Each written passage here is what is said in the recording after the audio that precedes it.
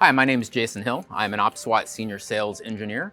I'm here to talk about our platform today that we have, whether it's OT or IT.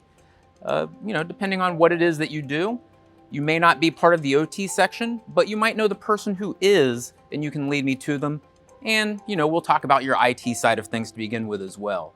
So first off, I want to talk to you a little bit about the OT side of things. And I'm going to start off with a little bit of a story first. Do you know how water works when it comes out of your faucet? You're standing up there, you turn it on, and water comes out. You don't even think about it, but that's what you would consider critical infrastructure, because guess what? If you don't have water, you're gonna die. So you want to have some water. Well, here's an interesting thing. Maybe about 3 years ago, here in Florida, where I'm at today, there was an potential incident that could have happened, that could have been averted had they had something like our OT infrastructure in place, and they only got lucky that they stopped it. Basically what it was is where your water comes from, it runs from a pipe underground and it's at a station somewhere, and that station has pumps, valves, things like that. It does things such as putting chlorine in the water to kill bacteria, putting fluoride in the water for nice teeth.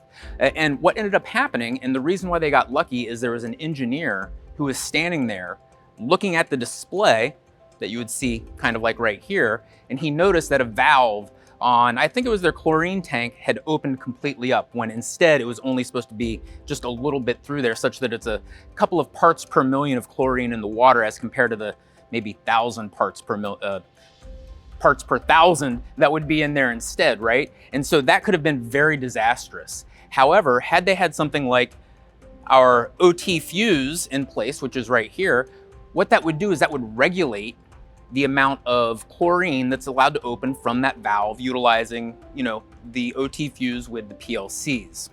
Likewise, when it comes to the OT side of things, much like the IT side of things, you don't really know what you don't know. And so because of that, what you need something like a neuralizer, which allows you to go ahead and visualize I used the term earlier, all of your PLCs, right? Which are your valves, those things that really make things happen, whether it's flicking on a light switch and electricity comes on, turning the tap on your water, going to a gas pump, etc. So you need to be able to see the items that are out there, whether it's a valve, whether it's a pump, whether it's an electric station. That's all going to happen with the neuralizer, and it's going to give you that visibility.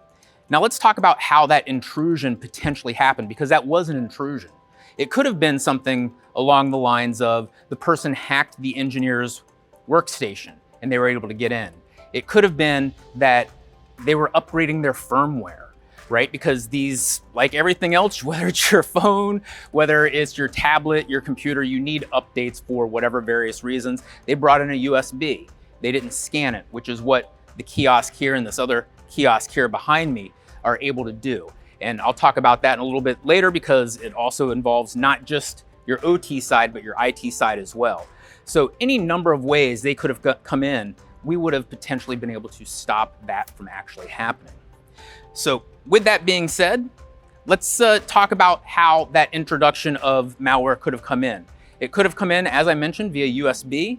How could we have stopped it? So I mentioned kiosk and kiosk.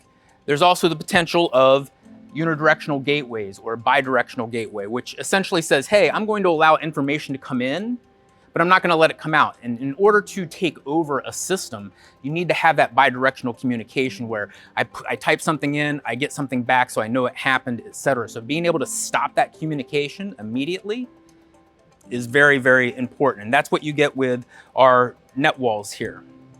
Likewise, I mentioned USBs, whether it's on the OT side or the IT side, and I have another story for that as well. You can use something like our kiosk, whether it is this nice ATM style, very large, can be bolted to the floor, whether it's more along the lines of a touch screen, which we have in this size, or as we just introduced, the K2100, nice, very ruggedized. I'm not gonna slam it on the ground because I don't wanna break it, but essentially you can plug your USBs into here. They can be scanned with our MetaDefender Core technology, and anything that might be on that USB, whether it's something to infect an endpoint, or maybe just, a file that could potentially be malicious that wants to lock up your computer instead of actually manipulating your computer, that will go ahead and help stop that. With that, now that we move more into the IT side of things, which you said you wanted to know more about, right? So what are some things that happen with IT? Files. Another good little story that I had real quick was there was a customer that we were competing with another provider of email gateway on, and they won for about 6 weeks. What happened is they went with a provider that only utilized one AV to be able to scan files that are coming in. With our MetaDefender core technology and our kiosk, as well as our other products that are up here, we actually use multiple AVs. And the reason why we use multiple AVs is because it's really a coin flip. It's a 50-50 coin flip on whether or not you're going to be able to find out if that file is malicious. So what we do is we say, hey, let's stack the deck. We're gonna go ahead and put 8 AVs in. We're gonna put 12 AVs in, 16, 20, all the AVs, right? And we're going to give you that ability to find that file quicker and also secure you better than just one AV vendor is. And the reason why I mentioned that's a story is because, like I said, about 6 weeks later, they got popped. They came back to us and they said, hey, email, it's our downfall. This provider that we bought didn't work. So what can you do for us? I know we looked at your email gateway security product, which is right here. And we were able to just say, just slot this in front. That's all you need to do. We'll go ahead and pass that traffic through. We'll go ahead and look at it. We'll also use another technology that we have called Deep CDR, which is Deep Content Disarm and Reconstruct. Super cool technology. Basically what that does is that says, hey, here's this file. I don't know if it's bad or not. Maybe you haven't said it's bad. It might have a piece of malware in there, piece of code, script, whatever. So what's gonna happen is Deep CDR says, let me just take that user data, the stuff that you as an end user, when you open the document, you expect to see. I'm gonna go ahead and recraft that file with that potential piece of data and all that other stuff thrown away. So that's all inside of MetaDefender Core, and the rest of these products rely on MetaDefender Core.